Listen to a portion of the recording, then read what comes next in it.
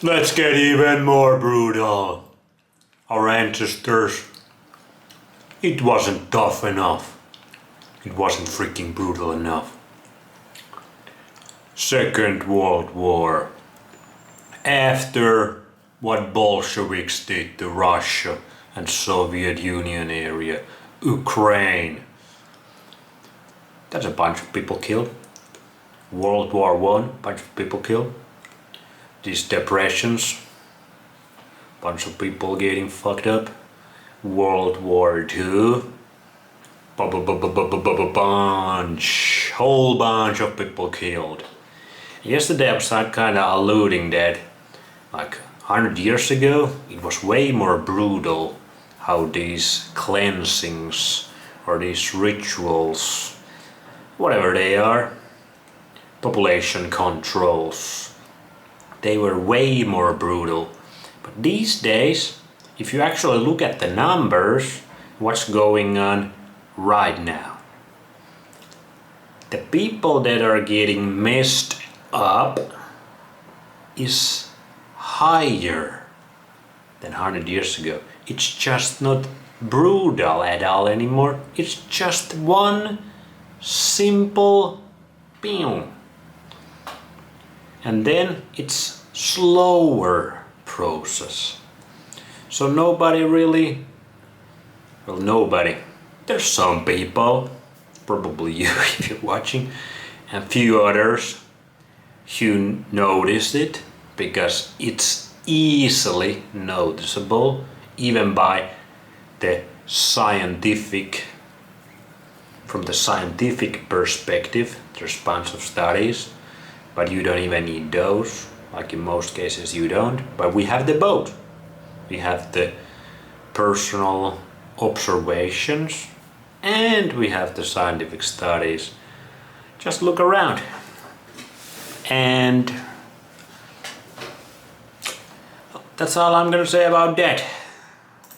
Let's see how money masters manipulated the Second World War. At first, Roosevelt railed against the money changers as being the cause of the Depression. Believe it or not, this is what he said on March 4th, 1933, in his inaugural address. Practices of the unscrupulous money changers stand indicted in the court of public opinion, rejected by the hearts and minds of men. The money changers have fled from their high seats in the temple of our civilization. But 2 days later, Roosevelt declared a bank holiday and closed all banks. Later that year, Roosevelt outlawed private ownership of all... Say one thing, do another thing. Illusions, lies, deceptions. You know the rule book. ...gold bullion and all gold coins with the exception of rare coins. Most of... This is actually very important piece of history. They just took everybody's gold out. In the country where people have weapons. So guess what they can do to your resources? Just like that. Learn from history. It has happened in a bunch of other places in much worse, like the Bolshevik Revolution in Russia and what happened in Soviet Union. Lately, places like Venezuela. So, people still out there like, this cannot happen to my country. I can still watch my Netflix and maybe chill but not have children. Nothing's gonna happen, nothing bad's gonna happen because nothing bad has ever happened in my lifetime. Sweetie, wake the fuck up. Things can happen like that. They can go from mildly shitty to hellish because you're gonna be in hell. And it's extremely close right now in many places on this earth. And you have to play your cards. You have a real game plan. Just eating raw meat and being in nature is not enough. Sorry guys. You have to have a game plan. So you can fight back, you can resist, you can counterattack. You need to become a 5D chess master yourself. And this happens by being in nature, eating raw meat, DHAing up every single day, getting your balls in the sunlight. And ladies, those titties, those hoo-has, yes sir. That's how you get your brain working. That's how you get your intuition working. That's how you activate your human physiology. And slowly but surely, you will get better and better and better and better if you do the right things. And this is what you need to do so you can make the right chess moves against these guys who are the cleverest motherfuckers out there. Sometimes that might be play against them, they might be too confident because they have a lot of freaking power, as we can see from this and everywhere you look. But let's be clear, these guys are smart as fuck. They're really super smart. So you need to be super smart as well. The gold in the hands of the average American was in the form of gold coins. The new decree was, in effect, a confiscation. Those who didn't comply risk as much as 10 years in prison and a $10,000 fine. Just comply. Think about if nobody didn't comply. Everybody goes to prison, huh? They could do that 100 years ago, 90 years ago. These days they could do much more because people are so much number, so much weaker. But they could do that back then. They can do that for your precious resources. The equivalent of $100,000 today. Out in small-town America, some people didn't trust Roosevelt's order. Many were torn between keeping their hard-earned wealth or obeying the government. Those who did turn in their gold were paid the official price for it, $20.66 per ounce. So unpopular was the confiscation. Still a shitty deal. What has happened to that fiat money you got from that? What has happened to gold? But this is so important lesson because this can happen to your Bitcoin. Or any other asset, but Bitcoin is the best asset, right? And it is gonna be the best asset, and the governments know it, these guys know it extremely well. So at some point, this is very likely gonna happen in some countries that I've named in my yesterday's video. So be very careful. Order that no one anywhere in government would take credit for authoring it. No congressman claimed it. At the signing ceremony, President Roosevelt made it clear to all present that he was not the author of it and publicly stated that he had not ever read it. Even his Secretary of the Treasury said he'd never read it either. These people run the most powerful country in the world. Human beings suck. We suck ass. We can be awesome, but we mostly suck ass these days. Saying it was, quote, what the experts wanted. Roosevelt convinced the public to give up their gold by saying that... That was the propaganda. The experts wanted. Sounds eerily similar what happened 5 years ago, huh? And how many more people did comply that time? And it was the whole world, global, international, comply? Pooling the nation's resources was necessary to get America out of the Depression. With great fanfare, he ordered a new bullion depository built to hold the... Getting out of the depression that they created. Boom, bitch. Mountain of gold the U.S. government was illegally confiscating. By 1936, the U.S. Bullion Depository at Fort Knox was completed. and in January 1937, the gold began to flow into it. The rip-off of the ages was about to proceed. In 1935, once the gold had all been turned in, the official price of gold was suddenly raised to $35 per ounce. But the catch was, only foreigners could sell their gold at the new higher price. The money changers who had heeded Warburg's note and gotten out of the stock market just before the crash and bought gold at $20.66 per ounce, then shipped it to London, could now bring it back and sell it back to the government, nearly doubling their money while the average American starved. Man, these guys fuck the normies up, bro. This is incredible. Well, because people don't know history, the history rhymes and repeats. Now we complied. Some of us complied, some of us didn't. And the result is way worse than taking your dollar bills away. The Fort Knox Bullion Depository sits here in the middle of the Fort Knox Military Reservation, 30 miles southwest of Louisville, Kentucky. This was as close as we were permitted to get to the depository despite years of letters from members of Congress to allow... Why didn't Elon Musk and Donald Trump talk about auditoring, and what's the English word, auditoring the gold, like checking if it is still there? Have they done it? Didn't they talk about revealing the Epstein list? Have they done it?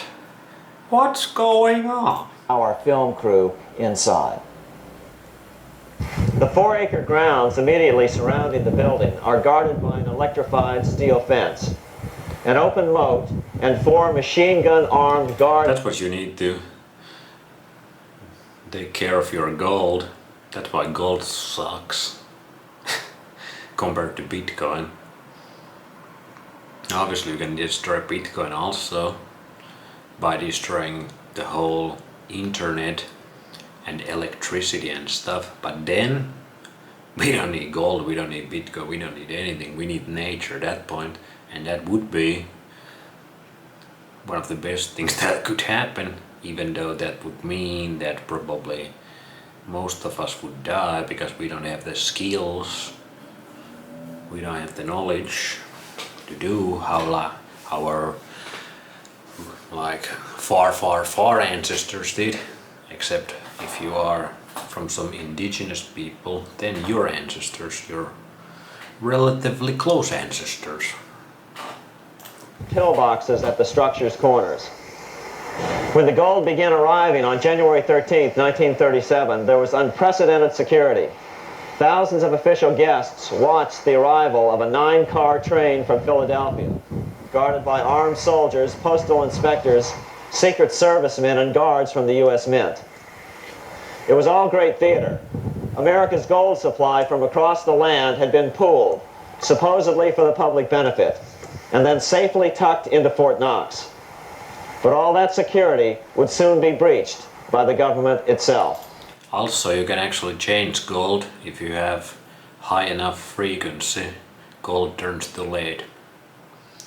And we have those frequencies available these days.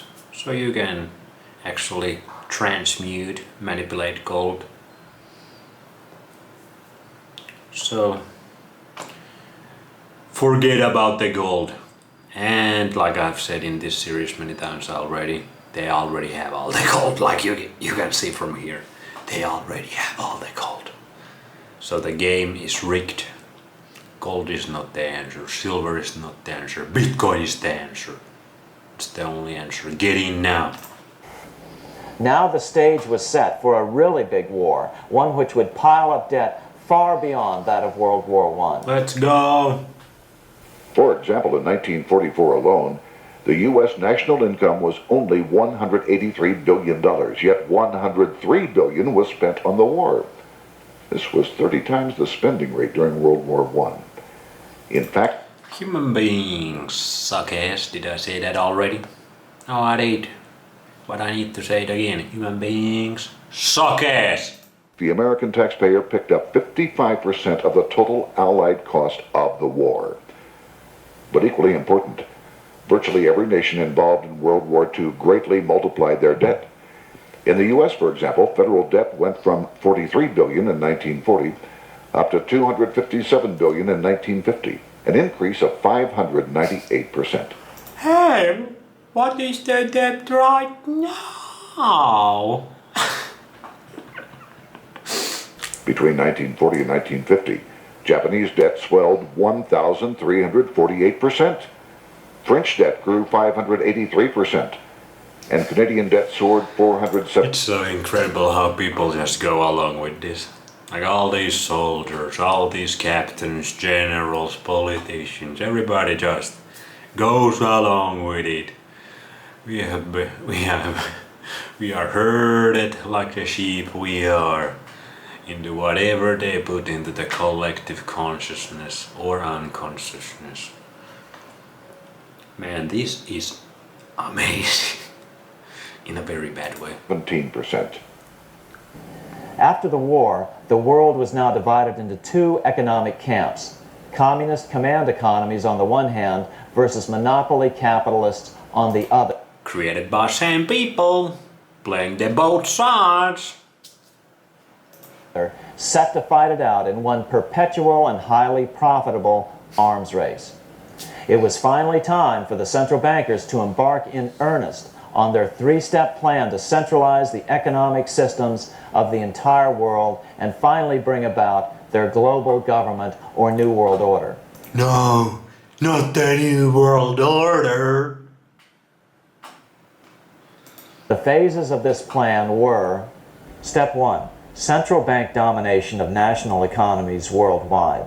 Step 2, centralized regional economies through organizations such as the European Monetary Union and regional trade unions such as NAFTA. Step 3, centralize the world economy through a world central bank, a world money, and ending national independence through abolition of all tariffs by treaties like GATT.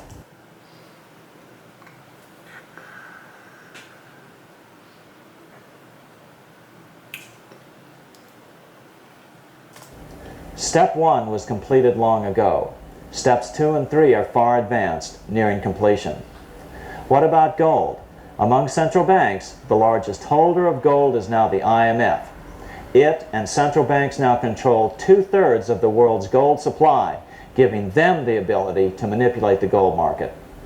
Remember the money changer's golden rule: he who has the gold makes the rules. But before Not anymore. He who has the Bitcoin makes the rules. Gold, bend the knee. Money masters, the former money masters, bend the knee. This might be the biggest comeback in humanity, bro. We finally gonna destroy these guys. Everybody get into Bitcoin. Get out of this system right now. All in on Bitcoin, and we're gonna destroy these fuckers. Before we get into solutions to our problem, let's take a look at what happened to all that gold in Fort Knox. Because if we don't understand that the gold has been stolen, we'll allow ourselves to be stampeded into the wrong solution: a gold-backed currency. Most Americans still believe that the gold is still here at Fort Knox. At the end of World War II, Fort Knox contained over 700 million ounces of gold, an incredible 70% of all the gold in the world. How much remains? No one knows.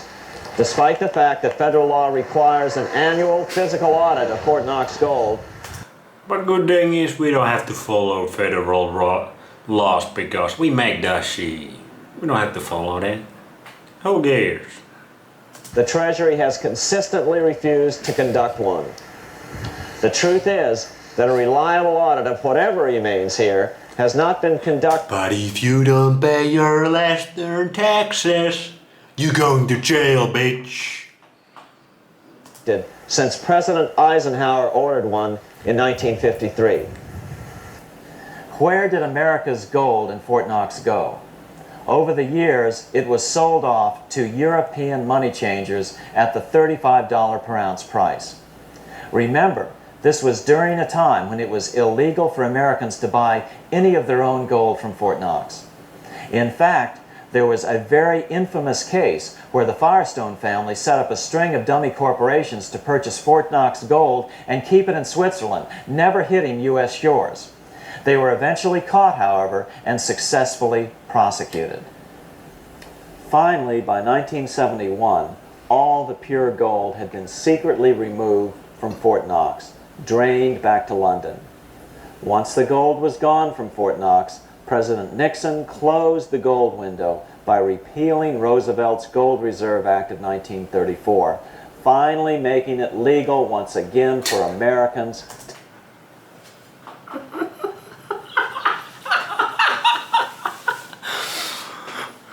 buy your gold, bitch.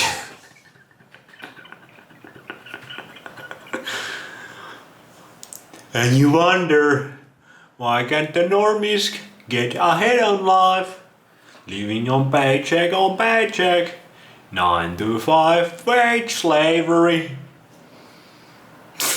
to buy gold. Naturally, gold prices immediately began to soar.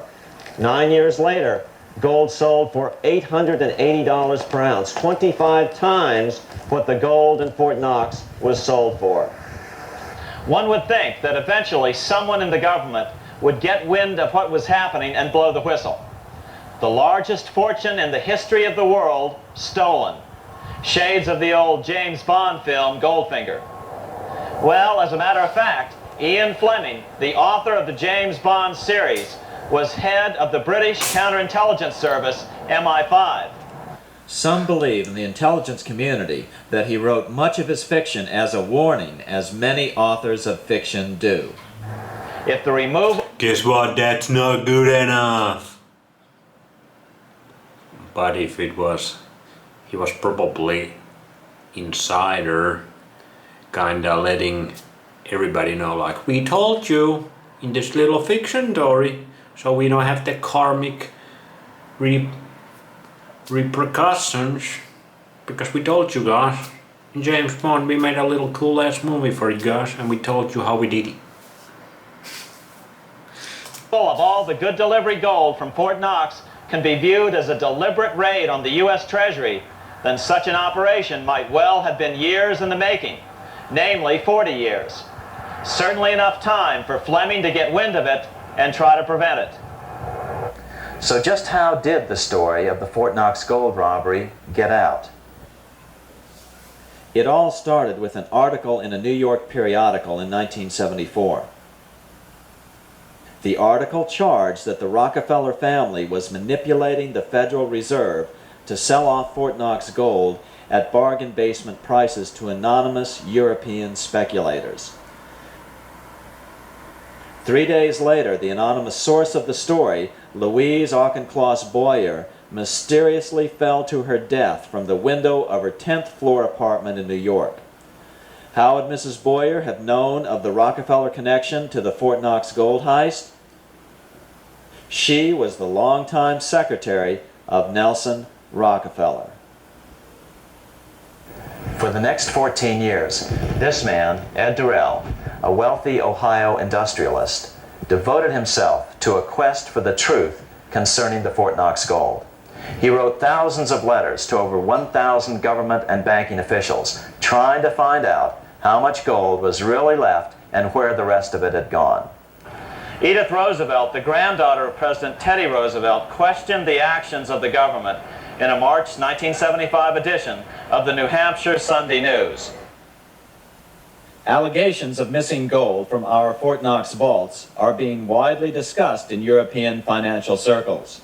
But what is puzzling is that the administration is not hastening to demonstrate conclusively that there is no cause for concern over our gold treasure, if indeed it is in a position to do so. Unfortunately, Ed Durrell never did accomplish his primary goal, a full audit of the gold reserves in Fort Knox. It's incredible that the world's greatest treasure has had little accounting or auditing. This gold belonged to the American people, not the Federal Reserve and their foreign owners. One thing is certain, the government could blow all of this speculation away in a few days with a well-publicized audit under the searing lights of media cameras. It has chosen not to do so. One must conclude that they are afraid of the truth such an audit would reveal. What is the government so afraid of? Here's the answer. When President Ronald Reagan took office in 1981, his conservative friends urged him to study the feasibility of returning to a gold standard as the only way to curb government spending.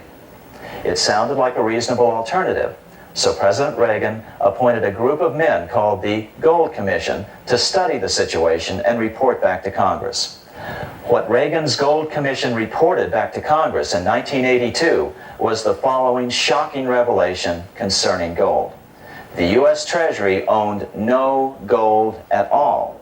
All the gold that was left in Fort Knox was now owned by the Federal Reserve, a group of private bankers, as collateral against the national debt. The truth of the matter is that never before has so much money been stolen from the hands of the general public, and they will do it again, or at least they will try very hard. They succeeded then, now we know it. We can prepare, we can make our little chess moves. Are you prepared? put into the hands of a small group of private investors, the money changers. Holy fuck, that was extremely enlightening lesson on base knowledge. Everybody who wants base knowledge needs to learn this, needs to know it, like their own father this time. I really hope you know your father very well. I'm sorry if you didn't have a good masculine role model in your life. I can understand you being fucked up because of it. But don't make the same mistake if you can still have kids. And more importantly, have healthy kids. We don't want any more those health kids. Anyway, what an enlightening history lesson. This is what real education is. So we can actually do something about it. Now we know we must do better. When you know based knowledge, you become based and you start to do based actions. Like going outside. Let's go.